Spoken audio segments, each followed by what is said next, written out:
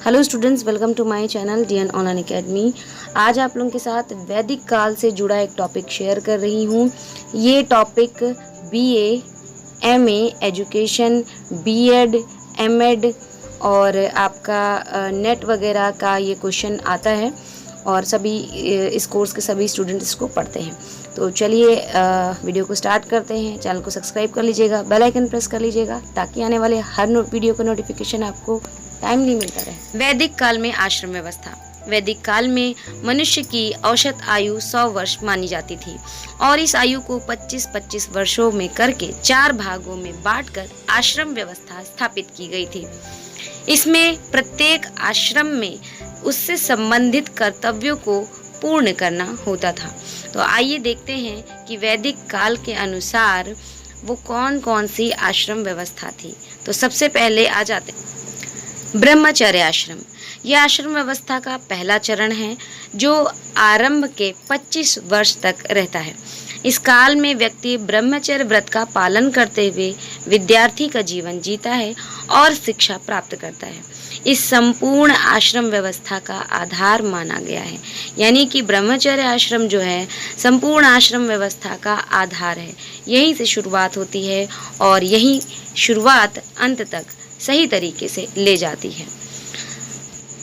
गुरुकुल आश्रम में जब एक विद्यार्थी प्रवेश लेता है तो वो ब्रह्मचर्य व्रत करते हुए 25 साल तक वहाँ शिक्षा प्राप्त करता है और ब्रह्मचर्य आश्रम खत्म होने के बाद आता है गृहस्थ आश्रम। विद्या अध्ययन के बाद 25 से 50 वर्ष तक का काल गृहस्थ आश्रम कहलाता है। इस काल में मनुष्य विवाह बंधन में बंधकर अपने पारिवारिक और सामाजिक कर्तव्यों को पूरा करता है। विवाह उपरांत संतान उत्पत्ति करना और समाज में अपना योगदान देना ये इस गृहस्थ आश्रम के अंतर्गत आता है। इसे सबसे महत्वपूर्ण पड़ाव माना गया है। गृहस्थ आश्रम के बाद आता है वानप्रस्थ आश्रम। वानप्रस्थ आश्रम का समय 50 से 75 वर्ष तक की आयु के लिए निर्धारित होता है।